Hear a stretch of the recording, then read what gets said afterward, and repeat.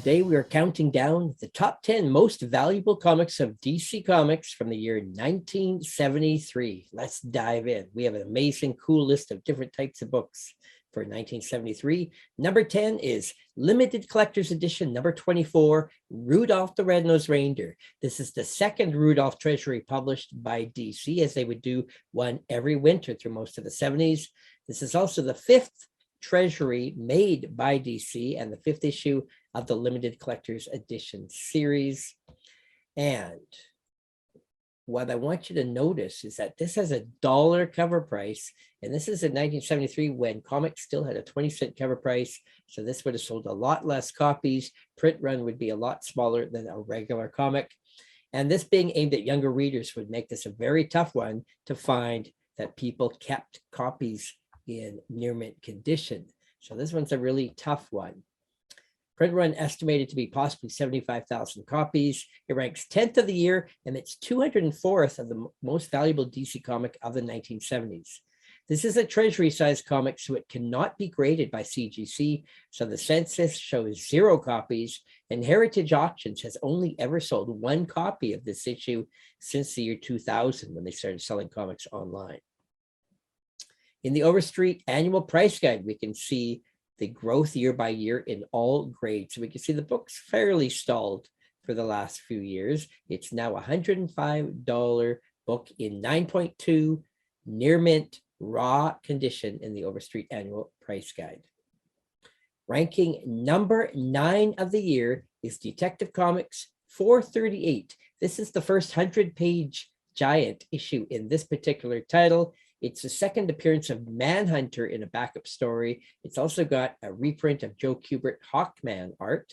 And we also got the Atom, Green Lantern, and Robin appearing in this issue.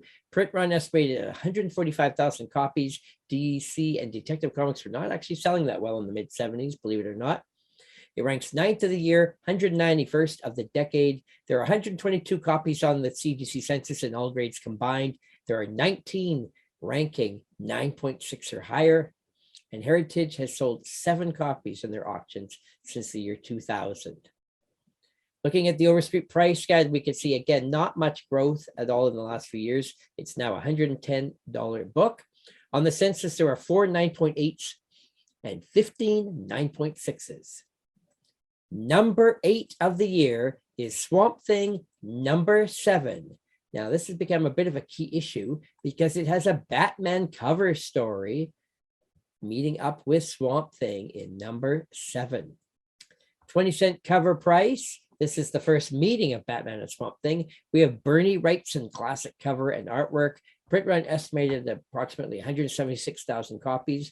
This ranks 8th of the year, 202nd of the decade, 640 copies on the Census, and 169 super high-grade copies, proving that this book has been hoarded ever since it came out. Lots of Bernie Wrightson fans.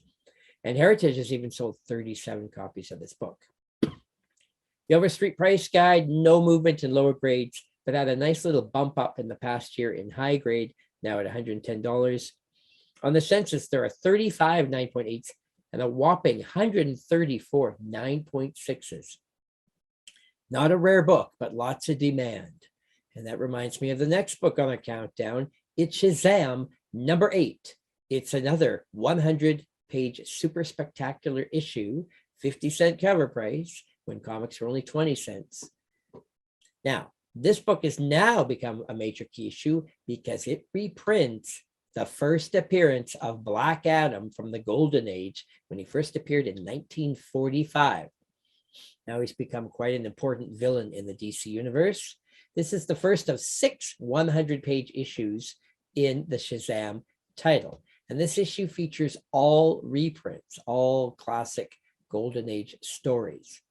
And this issue was originally planned to be DC 100-page Super Spectacular issue number 23, which did not happen. Print run estimated at 200,000 copies. Shazam was a big title for DC in 1973. The book ranks 7th of the year, 169th of the decade. The Census has 216 copies, including 36 high-grade copies. Heritage has sold 15. In the Overstreet price guide, again, not much movement at all, except this year in higher grade at $120. There are 11 copies graded 9.8 and 25 9.6s, which brings us to number 6, which is Swamp Thing number 3. First full appearance of Patchwork Man and first appearance of Abigail Crane. We have another Bernie Wrightson cover, classic art, print run estimated 176,000 copies. The book ranked 6th of the year and 140th of the decade. 399 copies graded with 94 high-grade copies, 39 sold by Heritage. On the Census, not a lot of movement in the last few years. It's a $130 book, sneaking up in high grade. There are 22 9.8s and 72 9.6s. Number 5. Well, this in many ways is the most important DC comic of 1973, but it only ranks in 5th place because people hoarded this book. This was a major event in comics. Everybody speculated on this comic, making it actually fairly easy to find compared to comics for this age. It is Shazam number 1, the first appearance of Captain Marvel Jr., and Mary Marvel since the Golden Age, when they stopped publishing in 1953. So here we go, 20 years later, DC now has the license, and they put out the first new standard size comic book called Shazam. Now keep in mind, they had to plug the name Shazam because now at this time, Marvel had now started publishing a character called Captain Marvel. So DC had to use the Shazam heading. This issue features the origin of Captain Marvel. We have a Superman cover appearance, Nick Cardy and Murphy Anderson cover, and of course, C.C. Beck art. And this book ranks 5th of the year, 131st of the decade. Print run estimated at 200,000 copies, but in actual fact, it could be possibly much higher, being a high profile number 1 issue. On the Census, it's gone crazy. Almost 4,000 copies graded and over 1,000 9.6s or higher. Heritage has even sold 403 copies. White background cover, iconic DC book of the year. In the Overstreet price guide, though, it's been stalled in all grades for a few years. Again, it doesn't get any pricier because it's so easy to find. And on the Census, there is even a 9.9 copy of this book and 290 9.8s. Next on our countdown, in 4th place, this book's been popular for the last 20 years as a key issue, Adventure Comics 428, The Origin and First Appearance of Black Orchid. And we have a Dr. 13 story in this book. This book ranks 4th of the year, 118th of the decade. Print run estimated 168,000 copies. Still fairly low on the Census, only 233 copies graded and 36 high grade. Heritage has sold 39. In the Overstreet price guide, this book pretty well stalled in low grades, but sneaking up there in high grades, now up to $135. And on the Census, there are 11 9.8s and 25 9.6s, which brings us to a very unique book on our list. In 3rd place, Young Love 107. Why does this rank so high? Well, it is a DC 100-page super spectacular issue, 50-cent cover price. This was the 2nd romance issue to be published by DC in the 100-page format. And it's the first of 700-page issues in a row in this particular title. We have Nick Cardy cover artwork. Print run estimated at 128,000 copies. Romance was still selling really big for DC in 1973, which is why they would give it the 100-page push. Book ranks 3rd of the year and 110th most valuable of the decade. There are only 33 copies graded and 3 high-grade copies. Heritage has sold 4. And it's a beautiful pink cover. One of the rarest of the DC 100-page issues because, of course, most of them are superhero issues. This book continues to slowly sneak up in higher grades, now at $145. There are 3 9.6s and 7 9.4s. Number 2 of the year. This is a book that's really climbing quickly. I might overtake number 1 eventually. Wonder Woman 204. This is the issue where Wonder Woman puts on her classic costume after a 5-year break. It had been 26 issues since she last wore a superhero costume. So this is her iconic return. This issue also has the first appearance of Nubia and the death of I Ching. We have Don Heck cover art. This is the most valuable Wonder Woman issue of the last 60 years.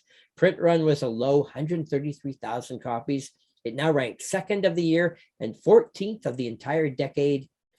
There are 262 copies on the Census, 26 high grade. Heritage has sold 12 copies of this yellow background cover. And look at the Overstreet price guide. It's gone crazy. This book has more than doubled in a single year. So in the last decade, the book has quintupled in low grades and gone crazy, quintupling as well in high grades, jumping this year from $240 to $600. On the Census, there are only 5 9.8s and 21 9.6s, bringing us to the number one iconic DC comic of 1973. Why is this one so popular? Because it features one of the most classic DC covers ever. It's Batman 251, 20-cent cover price of the Joker and Batman, drawn by the legend Neil Adams. And this, to many, is his greatest cover. Everybody wants this in their collection. It's climbing the list. It's the number one comic of the year. It's the number 2 most valuable 70s Batman issue. It's number 5 of the entire decade. Print run estimated a low 200,000 copies for a Batman title in the 70s. The Census has gone crazy, over 2,300 copies graded, 107 high grade, and even Heritage has sold a huge number. And there's a typo. I think it's supposed to be 123. And in the Overstreet price guide, constant growth in all grades because demand is so high. It's even a $42 book in a 2.0 raw. And now it's an $1,100 book. And in the last 10 years alone, the book has quadrupled in low grade and unbelievably gone up about 9 times in high grade. On the Census, there are 24 9.8s and 83 9.6s. Now let's compare the top 10 on the CGC Census. Which books have the most copies graded? Shazam #1 by far is way in the lead, almost 4,000 copies, followed by the Batman 251 with 2,300 copies. And then the numbers drastically drop. Everything is under 640 copies. Of course, at the low end, it's Young Love, to be expected, with only 33 copies graded. But Shazam 8 is quite low, as is Detective Comics 438. On the high end on the Census, Shazam #1 is the only copy to have a 9.9. And after that, every book has a 9.8. But again, Shazam is way in the lead. And then it's actually Swamp Thing #7 that has the most copies at the high end on the Census.